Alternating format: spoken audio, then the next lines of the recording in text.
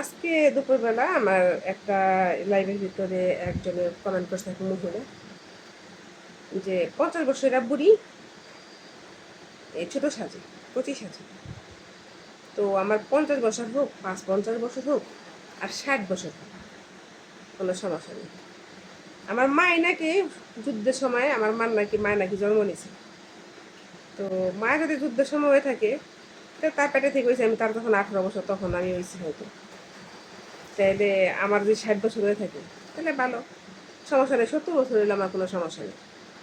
যে দেখতে যেমন তার মুখের ভাষা তেমন, কথাটা শুনছিলাম।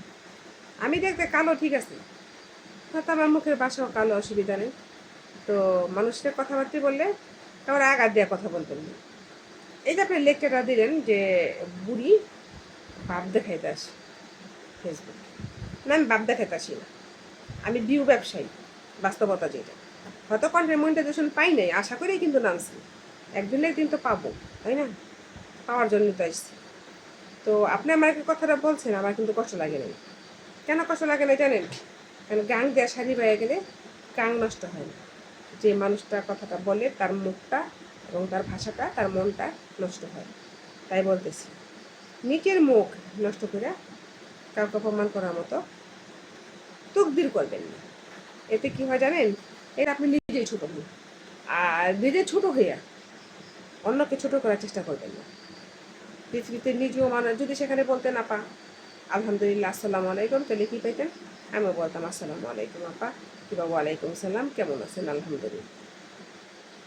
তো যে আমি একটা কথা বলছিলাম একদিন, যে যেমন তার সেরকম কমেন্টস পাবেন।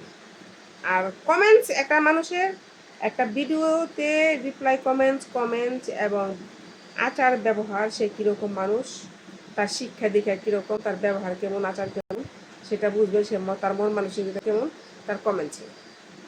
একটা মূর্খ মানুষ যে নাকি বারে বারে বানান ভুল করে, আমি বানান ভুল করি, আমিও তো মূর্খই করতে গেলে সমস্যা নেই।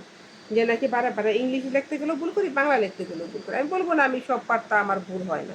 আমার ভাই সব জায়গায় ভুল আছে, কারণ আমি মানুষ। আর মানুষের ভুল হয় না সেটা যে বলবো সে তো মানুষই না। তো সবচেয়ে বড় কথা হচ্ছে আমার নামে যে বদনামগুলো বললেন, কিলা বললো, তো হ্যাঁ আমারে বলবেন বিউ ব্যবসায়ী ফকিরনি। হ্যাঁ আমি তো বিউ ব্যবসায়ী ফকিরনি। আমি বিউ ব্যবসায়ী ফকিরনি না হলে আমি ভিডিও বানাইনি, আমার কোন সমস্যা নেই। ঠিক আছে, হয়তো যে মাইস আমার 2-4 স্টার এখন দেয়, এতে আমার একটু সরম লাগে যে আমার স্টার দিল 2-1 যাই দেয়।